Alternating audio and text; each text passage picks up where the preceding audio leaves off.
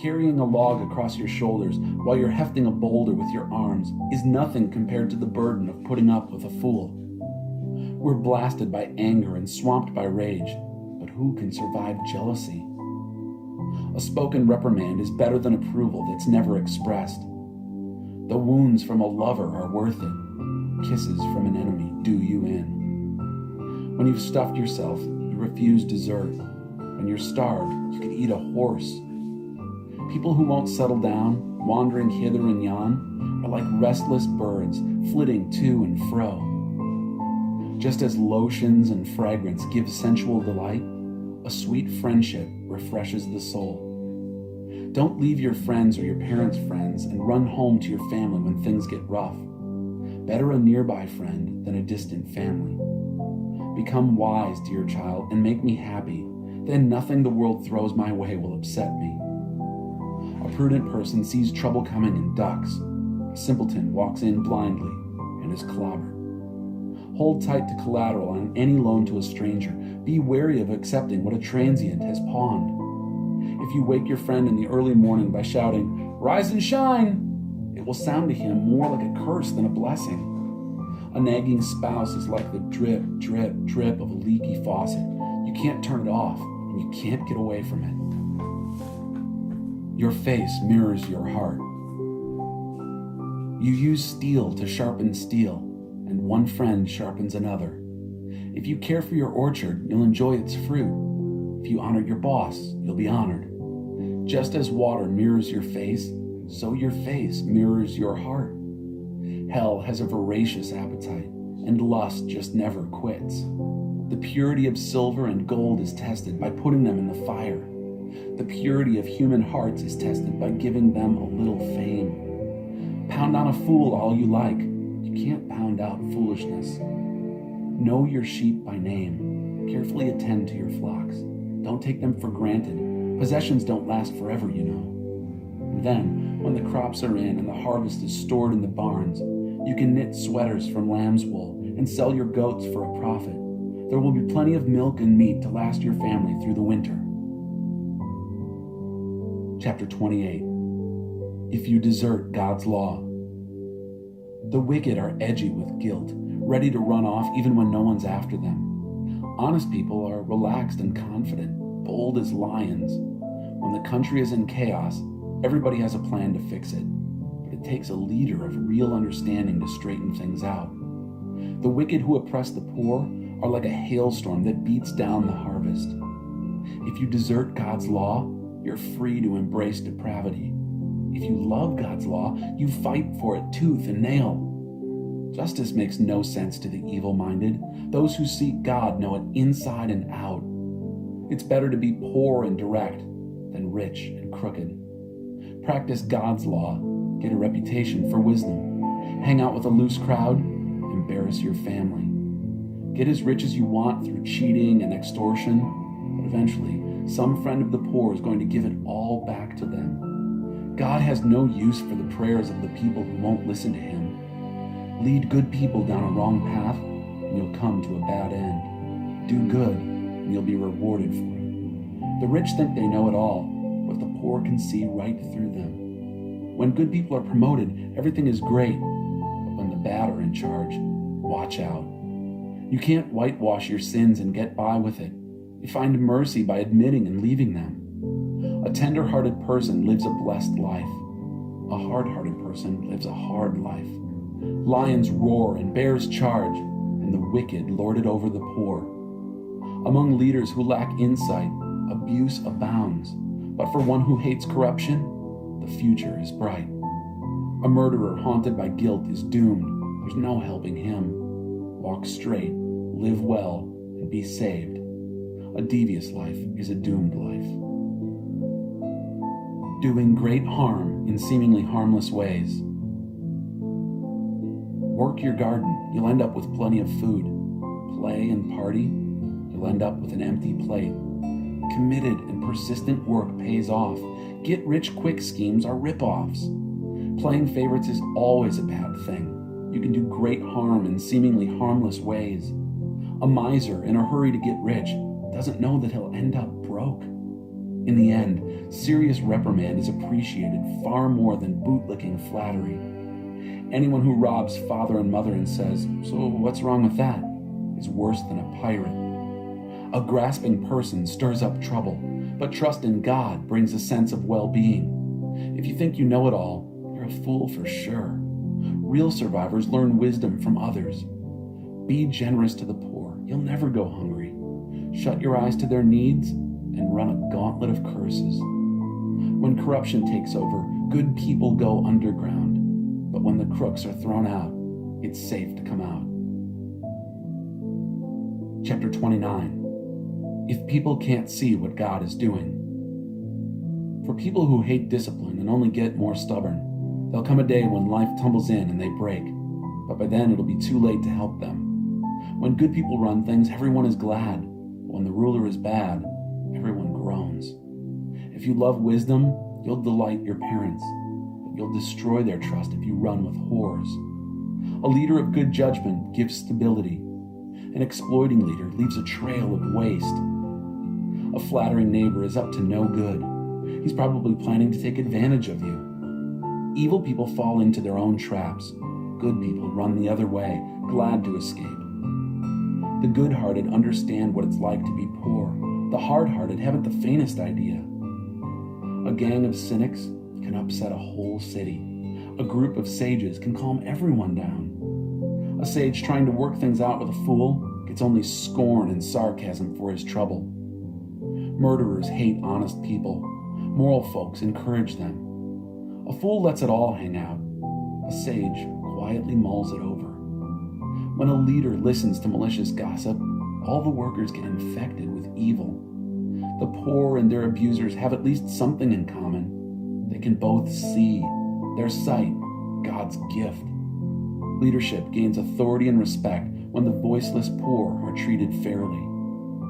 Wise discipline imparts wisdom. Spoiled adolescents embarrass their parents. When degenerates take charge, crime runs wild, but the righteous will eventually observe their collapse. Discipline your children. You'll be glad you did. They'll turn out delightful to live with. If people can't see what God is doing, they stumble all over themselves. But when they attend to what He reveals, they are most blessed. It takes more than talk to keep workers in line. Mere words go in one ear and out the other. Observe the people who always talk before they think. Even simpletons are better off than they are. If you let people treat you like a doormat, you'll be quite forgotten in the end. Angry people stir up a lot of discord. The intemperate stir up trouble.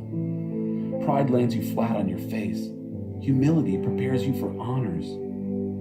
Befriend an outlaw and become an enemy to yourself. When the victims cry out, you'll be included in their curses if you're a coward to their cause in court. The fear of human opinion disables. Trusting in God protects you from that. Everyone tries to get help from the leader, but only God will give us justice. Good people can't stand the sight of deliberate evil. The wicked can't stand the sight of well-chosen goodness. Chapter 30. The words of Agur ben Yaka. God, who needs him? The skeptic swore, "There is no God. No God. I can do anything I want. I'm more animal than human. So-called human intelligence escapes me. I flunked wisdom. I see no evidence of a holy God. Has anyone ever seen anyone climb into heaven and take charge? Grab the winds and control them? Gather the rains in his bucket? Stake out the ends of the earth? Just tell me his name. Tell me the names of his sons. Come on now, tell me." The believer replied, "Every promise of God proves true. He protects everyone who runs to him for help. So don't second guess him. He might take you to task and show up your lies." And then he prayed, "God, I'm asking for 2 things before I die. Don't refuse me. Banish lies from my lips and liars from my presence. Give me enough food to live on, neither too much nor too little. If I'm too full, I might get independent, saying, 'God, who needs him?' If I'm poor, I might steal and dishonor the name of my God. Don't blow the whistle on your fellow workers behind their backs.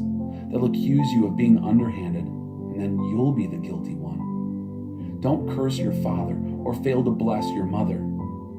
Don't imagine yourself to be quite presentable when you haven't had a bath in weeks. Don't be stuck up and think you're better than everyone else. Don't be greedy, merciless, and cruel as wolves, tearing into the poor and feasting on them, shredding the needy to pieces, only to discard them. A leech has twin daughters named Gimme and Gimme More. 4 insatiables. 3 things are never satisfied. No, there are 4 that never say, "That's enough, thank you." Hell, a barren womb, a parched land, a forest fire. An eye that disdains a father and despises a mother, that eye will be plucked out by wild vultures and consumed by young eagles. 4 mysteries. 3 things amaze me. No, 4 things I'll never understand. How an eagle flies so high in the sky, how a snake glides over a rock, how a ship navigates the ocean, why adolescents act the way they do. Here's how a prostitute operates. She has sex with her client, takes a bath, then asks, "Who's next?" 4 intolerables. 3 things are too much for even the earth to bear. Yes, 4 things shake its foundations. When the janitor becomes the boss, when a fool gets rich, when a whore is voted Woman of the Year, when a girlfriend replaces a faithful wife. 4 small wonders. There are 4 small creatures, wisest of the wise they are. Ants, frail as they are, get plenty of food in for the winter. Marmots, vulnerable as they are, manage to arrange for rock-solid homes. Locusts, leaderless insects, yet they strip the field like an army regiment. Lizards, easy enough to catch, they sneak past vigilant palace guards. 4 dignitaries. There are 3 solemn dignitaries, 4 that are impressive in their bearing. A lion, king of the beasts, deferring to none. A rooster, proud and strutting. A billy goat, a head of state in stately procession. If you're dumb enough to call attention to yourself by offending people and making rude gestures, don't be surprised if someone bloodies your nose. Churned milk turns into butter. Riled emotions turn into fistfights. Chapter 31. Speak out for justice. The words of King Lemuel, the strong advice his mother gave him. "Oh, son of mine, what can you be thinking of? Child whom I bore, the son I dedicated to God. Don't dissipate your virility on fortune-hunting women, promiscuous women who shipwreck leaders. Leaders can't afford to make fools of themselves, gulping wine and swilling beer, lest, hungover, they don't know right from wrong, and the people who depend on them are hurt. Use wine and beer only as sedatives to kill the pain and dull the ache of the terminally ill, for whom life is a living death. Speak up for the people who have no voice, for the rights of all the down and outers. Speak out for justice. Stand up for the poor and destitute." Hymn to a good wife. A good woman is hard to find and worth far more than diamonds. Her husband trusts her without reserve and never has reason to regret it. Never spiteful, she treats him generously all her life long. She shops around for the best yarns and cottons and enjoys knitting and sewing. She's like a trading ship that sails to faraway places and brings back exotic surprises. She's up before dawn, preparing breakfast for her family and organizing her day. She looks over a field and buys it. Then, with money she's put aside, plants a garden. First thing in the morning, she dresses for work, rolls up her sleeves, eager to get started. She senses the worth of her work, is in no hurry to call it quits for the day. She's skilled in the crafts of home and hearth, diligent in homemaking. She's quick to assist anyone in need, reaches out to help the poor. She doesn't worry about her family when it snows. Their winter clothes are all mended and ready to wear. She makes her own clothing and dresses in colorful linens and silks. Her husband is greatly respected when he deliberates with the city fathers. She designs gowns and sells them, brings the sweaters she knits to the dress shops. Her clothes are well made and elegant, and she always faces tomorrow with a smile. When she speaks, she has something worthwhile to say, and she always says it kindly. She keeps an eye on everyone in her household and keeps them all busy and productive. Her children respect and bless her. Her husband joins in with words of praise. Many women have done wonderful things, but you've outclassed them all. Charm can mislead, and beauty soon fades. The woman to be admired and praised is the woman who lives in the fear of God. Give her everything she deserves. Festoon her life with praises.